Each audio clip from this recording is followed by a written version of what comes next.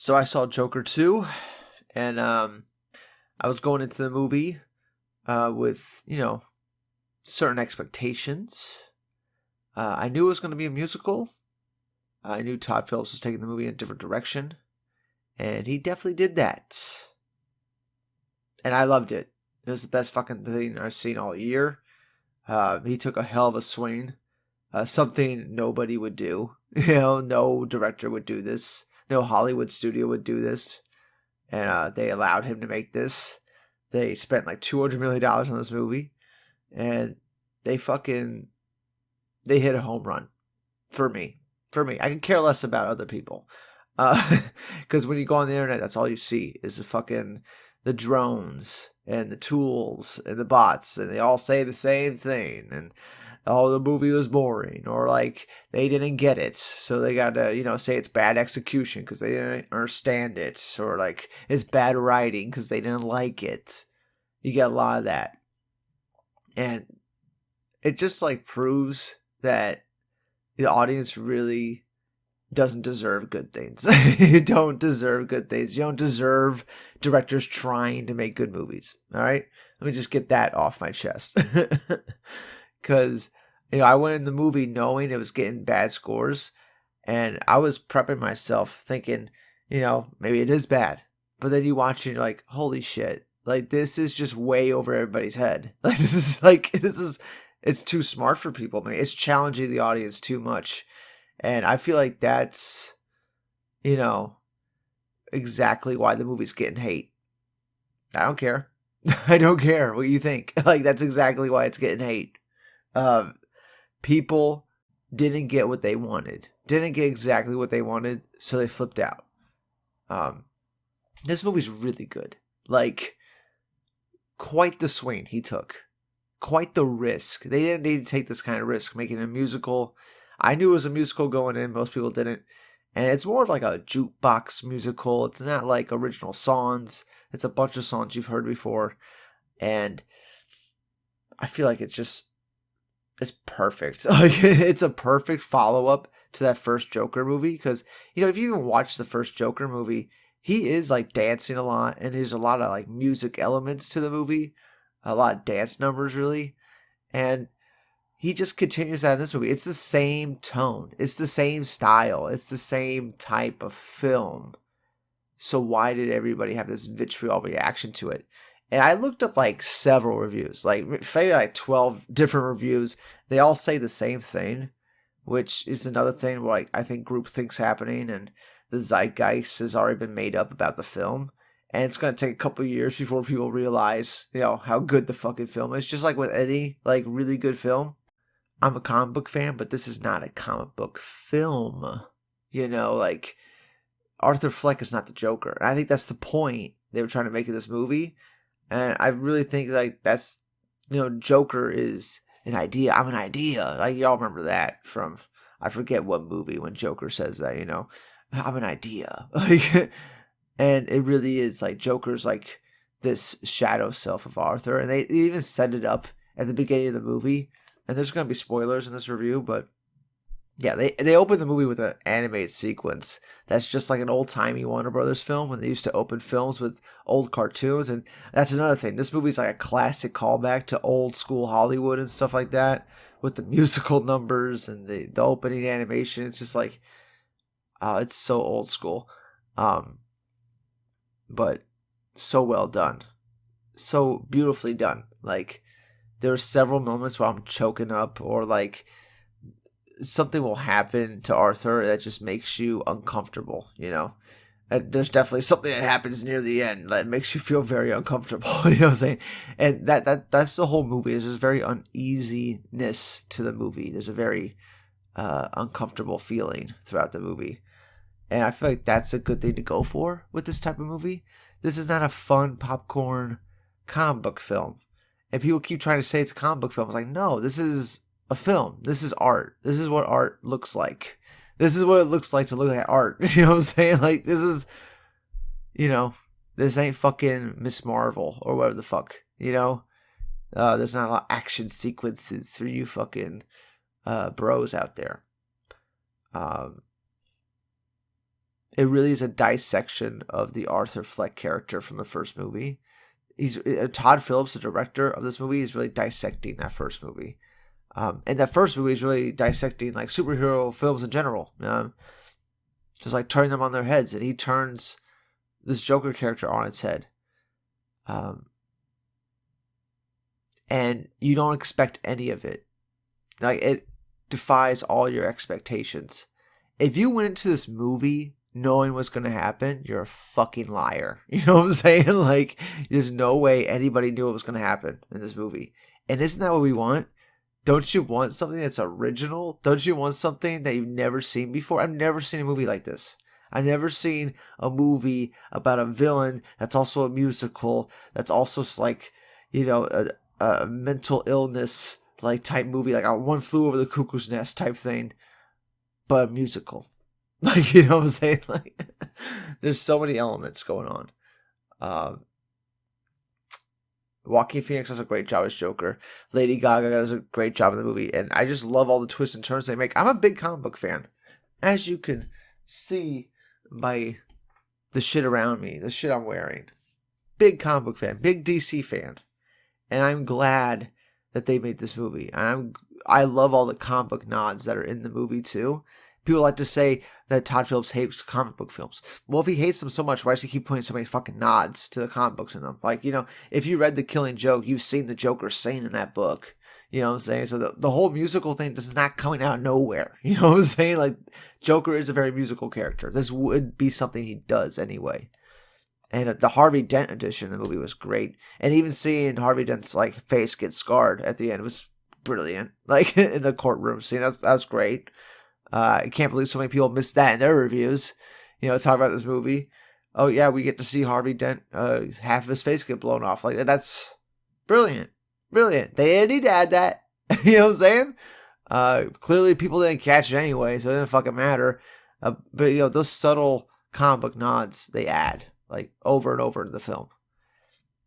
And in the same breath, I wouldn't say it's a comic book film at all. I would not say this is a comic book film. This is a film. This is like art house film, you know, something we're going to be talking about years from now. Unlike Madam Web, like unlike Deadpool and Wolverine, you're not talking about those movies, are you? You don't give a fuck about the themes in those movies, right? But we're going to be talking about these Joker films, you know what I'm saying? And I feel like it just pairs so well with the first film. It's just a great continuation.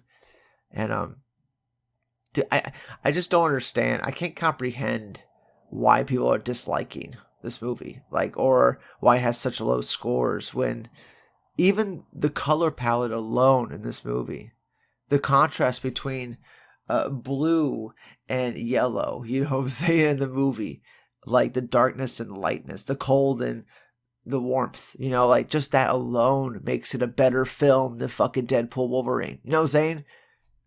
Coloring and color themes and like color theory, like it's all over the fucking film. And the film opens and he's in the asylum and it's just dark and it's like morbid and it's cold. And the very first color you get in this movie is the umbrellas that come up and they got the different colors on top. But that's just in Arthur's head. Anytime you see those bright colors and the warm colors, it's just in his head. It's what he's fantasizing about. He's fantasizing about the warmth, about, you know, being in the light again, which he was on Murray. Like, that was his best day ever. Like, everyone says, like, the Joker, the first Joker movie is like, what happens to a man when he has one too many bad days? Well, the first Joker movie ends with Arthur Fleck actually having a good day. Him killing Murray and being glorified by everybody around him and, you know, feeling the love for the first time. That's his best day he's ever had. You know, like, so in this movie, the sequel, Folie, which I'll explain that in a second. In this movie, it's him trying to get back to that light that he felt in the Murray moment on the show where he killed Murray. He's trying to get back to that point again. And that's where all these musical numbers are coming from. He's just fantasizing about, you know, being loved again, right? And that's where Lady Gaga's character come in. This movie's so brilliant. It's just so fucking brilliant. And even the title, Folie and Deux, if you look it up, which nobody fucking cares to do, if you look it up, that phrase means somebody suffering from the same mental delusions as somebody else that's close to them. So Harley and Arthur Fleck, Lee Quinzel and Arthur Fleck, they're both suffering from the same delusions, right? Of like grandeur, and that kind of shit. And it's just so brilliant. It's just so brilliant. I love how Lee Quinzel, Lady Gaga, manipulates Arthur. I think that's a really good element to the movie. Because a lot of times in the comic books, it's Joker manipulating Harley and, being abusive to her. And in this movie, it's the other way around. Arthur Fleck, Joker, he's not dominant. He's a very weak person that is getting taken advantage of by everybody. And it's just so sad. It's just as sad as the first movie. And I feel like you kind of need the musical numbers to lighten it up a little bit. If you there were some idiots in reviews saying that if you took out the musical numbers, it would make the film better. Or no, it wouldn't. It would make it a really dark, depressing movie with like no action and no substance. Like, you know what I'm saying? Like, the musical numbers are the action beats that you would have in an action movie, It's definitely paced like that. You know what I'm saying? Like, you get these, your talky, drawn out moments, and then you get the musical number, which in an action movie, that would be the action beat, right? That's how it's paced. It's paced the same way. People don't see that, though, for some reason. And then they say the movie's boring. Well, they're always saying it's boring because they don't like musicals or something like that, which is really weird of them. You know what I'm saying? Like, because every great film is, there's always some musical element to every great film. There's never been a great film that's completely silent. You know what I'm saying? Or we don't consider silent movies great. You know what I'm saying? Like, but anyway, I'm getting off track. Getting off track here. Fucking loved the movie. Fucking loved it. I can't wait to rewatch it over and over and see what else I catch. Because right now, I'm just thinking back on it, and I think about the color scheme of the movie, all the little things that happen with his delusions and reality, and like what's real, what's not real, and even the prison guard dude. Like, there's a moment where Arthur Fleck thinks he's pals with him, thinks he's friends with him, and he pats him on the back, and then the guard comes back and smacks him in the back of the head like as hard as he can. And then that's the guard smacking reality back into him. You know what I'm saying? And Arthur Fleck is just like dealing with these like delusions that people like him and stuff like that. And it's real sad. It's real sad. How could people think that's boring? I hate to be the person that says, hey, if you don't get this movie, you're fucking stupid. But like, it's really like, yeah, that makes sense. If only, if 70% of the audience didn't like the movie, that makes sense. Because 70% of you motherfuckers are dumb. Like, so like, I mean, look who you voted for president in 2016. You know what I'm saying? Like, 70% of you motherfuckers are dumb as shit anyway.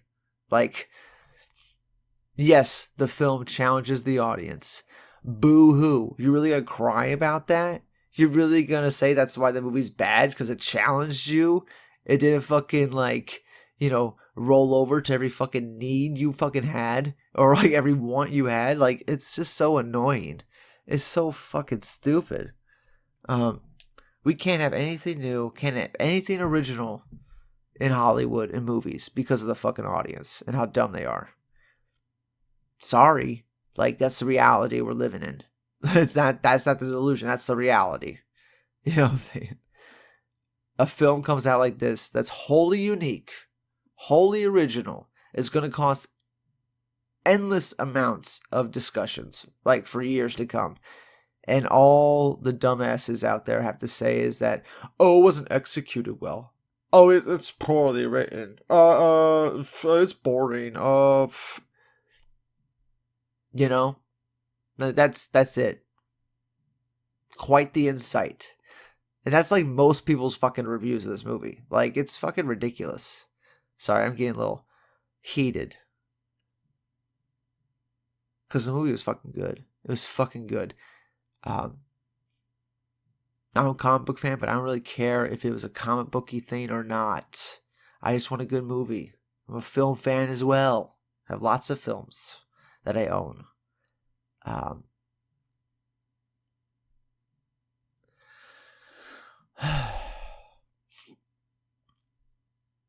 Anyway, let me know what you think of Joker Folie Deux, however you want to say it. I think it's a perfect follow-up to the first movie. I liked all the music numbers. I liked all the music choices. They're all in the same type of like style and like era too, so it all kind of makes sense. Like this is Arthur's taste in music and stuff like that. I like it. I like it a lot. The set design was amazing. Color palette was insane. I just keep thinking about the color use in the movie and like how no film really does that anymore. You know what I'm saying? Like look at Deadpool Wolverine and tell me what color theory they're fucking using in that movie. You know what I'm saying? It's night and day, dude. The contrast and quality, you know? But anyway, I'm sure the fucking YouTubers, you know, with the long hair down to his ankles and beard and the low voice, I'm sure he knows exactly how to make a great film. So, you know, he's gonna tell you that Joker's dog shit or something like that. Or some other YouTubers are gonna tell you it's dog shit. It's bad. Even though they could never make or inspire to make anything close to it. Or even watch anything that's close to it. Fucking hell. These same people will say Deadpool Wolverine's a good film. You know, 90% of the audience loved that film. So it makes sense why they wouldn't like this Joker film. Because they're stupid. Because you're stupid. Anyway, that's it for now. That's my thoughts on it. Comment below. Let me know your thoughts. And if you didn't like the movie, you're probably going to say the same 5 things everybody else is saying. So just keep it to yourself. Nobody cares. Bye-bye for now.